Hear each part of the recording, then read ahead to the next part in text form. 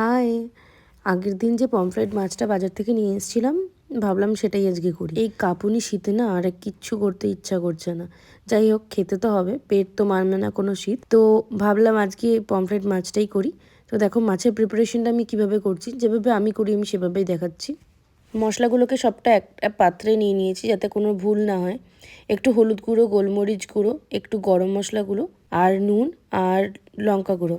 তার সঙ্গে আমাকে প্রথমেই করে নিতে হবে আদা রসুন বাটা। আদা রসুন বাটা হয়ে গেছে, সঙ্গে একটা পাত্রে দেখো পাশে রাখা রয়েছে রাভা, মানে হচ্ছে সুজি। তো এটা অবভিয়াসলি সুজি দিয়েই ভাজা হয়, তবেই খেতে ভালো লাগে। ব্রেড ক্রাম্স দিয়েও তোমরা করতে পারো, বাট ততটা টেস্টি লাগে না। ব্রেড ক্রাম্সগুলো তেলে কিন্তু অনেকটা পুড়ে যায়, তো সুজিটাই এটার জন্য একদম বেস্ট। অনেকে বেসন ইউজ করে, সেটাও আমার মনে হয় অন্যরকম খেতে লাগে। সুজিটা দিয়ে তোমরা কোনোদিন যদি না ট্রাই করে থাকো, সুজিটা দিয়ে ট্রাই করবে, খুব ভালো লাগে খেতে।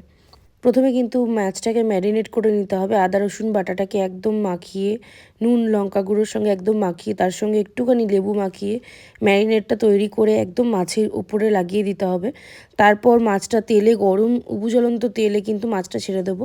আমি একটু অন্যরকম করে করি, প্রথমে আমি আদা রসুনটা দিয়ে দিই তেলের মধ্যে একটুখানি, যাতে টেস্ট আরও বেশি হয়। উল্টে পাল্টে মাছ ভাজার সময় একটাই প্রবলেম হয় যে মশলাটা একটু ছেড়ে যায়, সেখানে তোমরা কিন্তু সুজিটা ইউজ করে দিতে পারো, তাহলে কিন্তু আরও টেস্টি লাগে। তারপর আমি দেখো ডেকোরেশনের জন্য লেবু আর একটু স্প্রিং অনিয়ন আমি কিন্তু ট্রাই করেছি, দেখতে কিন্তু খুব ভালো লাগছিলো। তার উপরে কিন্তু আমি অরিগানো আর ফ্লেক্সটা অ্যাড করেছি। তারপর আবার কি, আমাদের রেডি হয়ে গেছে পমফ্রেট ফ্রাই। গরম গরম সার্ভ করো একদম গরম ভাতের সঙ্গে। বাই, দেখা হচ্ছে নেক্সট ভিডিও।